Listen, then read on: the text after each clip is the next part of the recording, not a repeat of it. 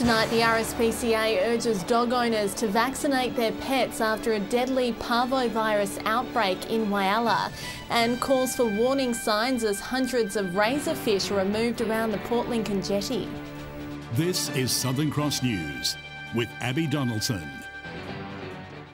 Good evening, thanks for joining us. Whyalla dog owners are being urged to make sure their pet is vaccinated against parvovirus. The warning comes as the city's vets are swamped with cases of the deadly disease. Some of these pictures may be confronting. A horrid disease which can turn into a slow and cruel death. Parvovirus is highly contagious, causing vomiting and diarrhea in dogs, eating their intestines from the inside and dehydrating them. And dogs in Whyalla have been exposed to the potentially lethal virus, with the RSPCA on red alert. We've just come across 2 or 3, but I'm hearing from veterinary clinics in the area that there's been quite a few other cases. Local vet Andrew Melville Smith says it's reaching epidemic levels. He says his clinic has been flooded with numerous cases since April, and many more have died before receiving treatment. We've had a hell of an epidemic up here. Hundreds of dogs have died, and we've treated over 80 now. And we're still seeing cases. Dogs contract parvovirus by coming into contact with vomit or feces from infected dogs. Once an area is infected, it can remain dangerous for up to a year. Dr. Smith says the outbreak is so severe because owners are failing to take preventative steps. It's been rampant in Whyalla because there's a large population of dogs that don't get vaccinated. So you've got a ready supply of susceptible dogs. He's urging residents to protect their dogs from this contagious disease, to not only keep them alive, but to lessen the impact on the hip pocket. Vaccination works very, very well. And it's a hell of a lot cheaper than trying to treat them. Treatment probably is somewhere between $500 and $2,500. John Hunt, Southern Cross News. Hundreds of razorfish have been successfully removed from the shallows around the Port Lincoln jetty. Organisers say while the clean-up was productive, there needs to be warning signs in place. Local volunteers helping to return Port Lincoln's popular beach to a safer place for play. To get the razorfish off the local beach, just to help everyone out so they don't cut their feet, which is a big problem during summertime especially. As the name suggests, razorfish are razor sharp and when hiding under sand and weed can cause serious injury. On Saturday, perfect low tide conditions allowed a group of divers and volunteers to attempt to remove them from the shoreline. There's more on the beach, as you can see, in the weed. That's all full of razorfish, so they've got to be dug out, and we're going to cover the town jetty now and the shark pen, so at least we're going to make that area safe. With fisheries keeping watch and a bag limit of 25 live razorfish per person, it's estimated up to 700 shells were removed. However, there could still be thousands more below the surface. We really were surprised how quickly they got their bag limit. Very surprised how much there was out there. The beach here is popular among tourists, so there are calls for new signage to warn the visitors about the risks of razorfish. Just warning signs along this front foreshore on the town jetty down the side where people get in, just showing razorfish, you know, and shoe protection. The clean-up wasn't all dirty work. Many people took to shucking them. As it turns out, they're rather tasty to eat. Casey Trelaw, Southern Cross News. Well, the weather is warming up and fishermen are hitting the water, but they're also coming across some scary visitors. On Saturday, one boatie captured this great white shark coming up to say hello, which continued to circle his recreational fishing boat. A worrying sight with it being so close to the popular swimming hotspot, Farm Beach. We just fishing for whiting and he came up to the boat and probably hung around for about 20 minutes or so. Being so close to a swimming area, it is a bit concerning. The fisherman estimated the shark to be 3 to 4 metres long and says it was interested in his burley pot. A clever and hungry sea lion put on quite the show for spectators in Port Lincoln. Twirling through the water, it can be seen herding a small group of zebrafish. Keeping the fish on the water's surface and around the wharf were all part of the sea lion's tactics for a feed. After minutes of agile flips through the water, it went in for the kill, successfully catching some fish for a bite to eat. The state government has rolled out a series of grants across regional South Australia in a bid to protect our coastline. 4 areas across the Spencer Gulf are set to benefit from the funding. A new round of funding set to bolster the sandy shores of our coast. It's been great to be able to announce a further $325,000 worth of grants. The financial boost will help regional councils take proactive steps towards managing the state's 5,000-kilometre coastline. Environment Minister David Spears says sometimes repairing the coast can come at a big cost. We want to give local councils in regional South Australia a helping hand to do this job well. The allocation of government funds is set to be matched at least dollar for dollar by each of the councils. Streaky Bay has been awarded over $7,000. $20,000 has been set aside in Whyalla to maintain the seawall, and $58,000 in Port Germain to upgrade a damaged section of the town's levee. Port Augusta Council has also welcomed a $30,000 investment to construct a flood levee on the western side of town. It's hoped it will help protect nearby homes against problematic flash flooding. From time to time we do get flooding of premises, particularly on the very high tides, and this will go some way towards mitigating that. The Minister says these grants are an important investment, which he's looking to grow over the coming years. Garth Burley, Southern Cross News. The cuttlefish population at Point Lowly has continued their remarkable revival, according to the latest population survey. Researchers say the numbers are returning to levels not seen since 1999. For 20 years, scientists have monitored the Point Lowly coastline, home to the breeding grounds of the giant Australian cuttlefish. The mysterious species almost exclusively breeds in the 10-kilometre area, and their population numbers are critical to their survival. And the newest population survey indicates they're thriving. Highlight the fact that this species is incredibly resilient, or it's got a capacity to rebound really quickly. SARDI numbers show this year's population was above 150,000, a 20% increase on last year. It's a far cry from 2013, where numbers dwindled below 20,000, sparking fears about their future. Dr. Steer says the population hasn't been this good since 1999, which puts the region on the map. Just down the road from Whyalla, there's a world-renowned aggregation, the only one known in the world, at your very doorstep. Dr. Steer says they continue to study breeding grounds to try and find why the population fluctuates between boom and bust cycles. And early indications show water temperatures and food supply may play a critical role. And if they're developing into warmer temperatures, their growth's really accelerated, and they've got an increased probability of surviving. John Hunt, Southern Cross News. Still to come tonight, 2 Broken Hill Year 11 students honoured for outstanding achievement in the field of science. Hello again. A family and business support group has been established in response to this year's dry conditions. 8 mentors have been appointed to different regions in the state to help our farmers.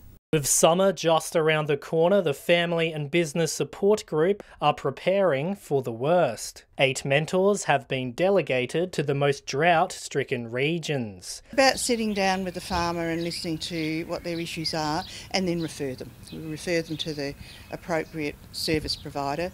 The initiative will mirror the successful FAB program implemented during the Millennium Drought, and will connect farmers to financial advisors, counselling and other support structures. The architect behind FAB, Kay Mathias, has gone through it all before. With 2017 being the second hottest year on record, she is of the firm belief that farmers need to be drought ready at all times. We've been trying to encourage farmers for years to prepare for drought, because we live in Australia, we live in a world of climate variability. Kay is also concerned with the anticipated rise in mental health issues during the drier months. Conditions are only going to get worse, and certainly with around harvest time, and I think one of the issues that we certainly face as a rural financial counselling service, and I suspect will be the same with this one, are mental health issues. If you or someone you know is needing assistance, call the FAB support line on 1800 255 556. Dominic Beaton, Southern Cross News.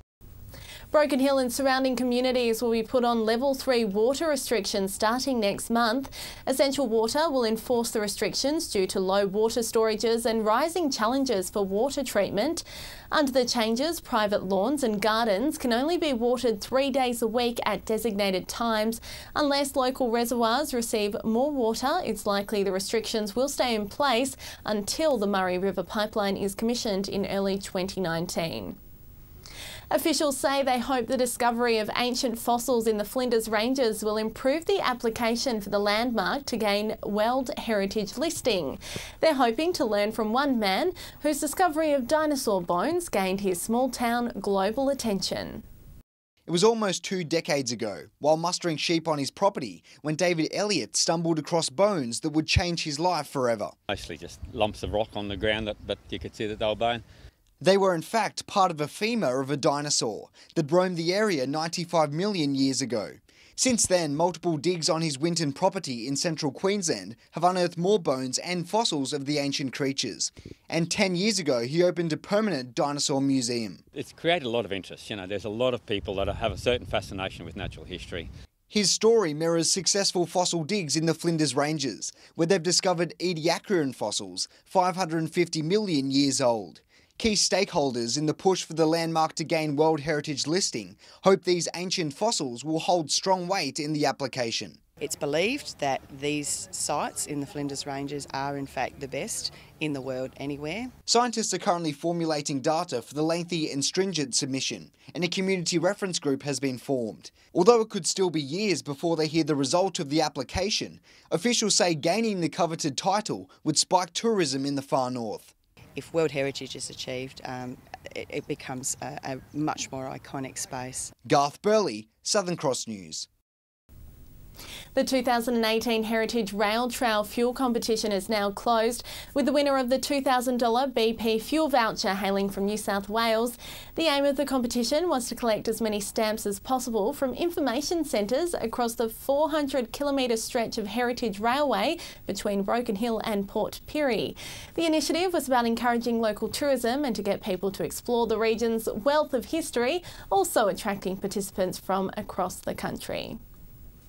2 Broken Hill Year 11 students have been honoured for outstanding achievement in the field of science. Stuart Williams and Tanvi Singh were today presented with the Victor Chang Cardiac Institute Award.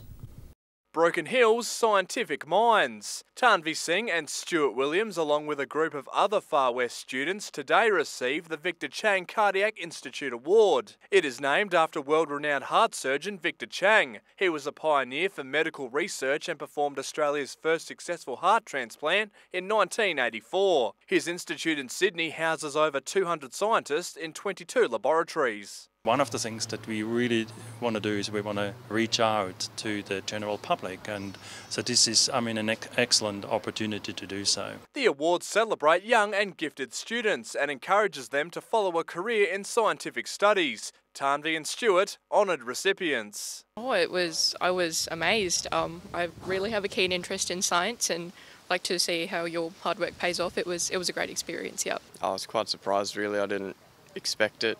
It just sort of came in the mail, giving me a bit of direction, so like to lean more into science, like looking at uni going forwards. Both are excited for what their future holds. Things might change in the future, but definitely something in the field of science, yeah. There's been a few suggestions by like teachers into what the professor has studied, so like biochemistry, which was, I'm not sure whether at the same degree as him, but we'll see. Patrick Ryanke, Southern Cross News. Well, stay with us after the break. All the action of Broken Hill's Pennant Bowls final, and after the odd shower and storm, it's looking like sunny skies for the rest of the week. I'll have all the local weather details soon. Welcome back to local sport now, and it was a sudden death playoff in the final of Broken Hill's Pennant Bowls on Saturday. Patrick Ryanke joins me now. And how did it all unfold, Pat? Well, Abby, nobody could have predicted that the final between North and Zinc bowling clubs was going to be as close as it was. That game was something Broken Hill Bowls hasn't seen in decades. Zinc Bowling Club were chasing their third premiership in a row and looked to be in early form. North battled away and kept in touch with the favourites though on what was a beautiful day for a roll. Remarkably, when both matches completed their 21 ends, both scorelines were deadlocked. After combing through the league's constitution, a sudden death end had to be played, Zinc managing to break away and record a special victory. From bowls to basketball, and in Broken Hill, Ramjets beat North, Sumpton Boys bested Scorchers, and Free Ballers smashed Black Panthers. In Whyalla, the two matches were both decided by 2 points, Wildcats and Roos emerging victorious. In Port Augusta, it was wins to Eagles and Wildcats, and in Port Pirie, Tomcats downed Globetrotters and Pacers upset the Ducks. Staying in Pirie and in the local tennis, the clash of the Trinities didn't disappoint. In the end, Trinity Gold beat Trinity Red 3 sets 34 to 3 sets 31, a margin of just 3 games. In the other game, Risdon had it easy over Railway. And now some Port Pirie baseball. At the bottom of the final inning, Tigers managed to score 2 runs to steal victory from the Cats. What a win. In Whyalla, there was also a good game, Roadrunners beating Indians 17 to 11. Well done to Brandon Gibbs, who scored a grand slam homer. That's a home run when bases are loaded. And finishing off with Whyalla softball, Roadrunners also got the win there, beating Indians by 9 runs. Back to you, Abby. Thanks, Pat. Now to the weather. It was a dreary looking day around some parts of the Gulf today with some scattered showers for most centres. Good for the farmers though. Whyalla 28 the max there. Port Augusta and Broken Hill saw some storm activity too. On the satellite, clouds streaming over the rest of the state as the trough edges east is causing a few showers and storms in western and central parts. On the waters for your Wednesday, southerly shifting southwesterly winds up to 20 knots, seas at 2 metres with a south-southwesterly swell, and sunrise will be at 6:09 tomorrow morning. But it's a different story tomorrow. Lovely fine conditions forecast. Port Augusta 28 the max, Broken Hill 30 degrees the top there, while temperatures will hover around the low to mid-20s everywhere else. And it's going to stay like that for the rest of the week. Pleasant conditions in Port Lincoln with temps reaching the low 20s. Cleve, skies will clear for a sunny 21 degree day on Friday, and Woodna warming up to 30 by Saturday. Gorgeous springtime conditions here too. Whyalla 24 tomorrow and Thursday, 25 the max on Saturday. Warmer in Port Augusta, sunny and 27 on Thursday and Friday, 30 the max for Saturday, and temps will rise into the high 20s for Kadina by the weekend. And the same story here, cracking conditions, not too hot, not too cold. Port Pirie, sunny skies and temps in the high 20s over the coming days. Clare and Broken Hill will see similar temps, and again, nothing but sunshine on Saturday. And that's all the local news this Tuesday. I'm Abby Donaldson. Thanks for your company. Good night.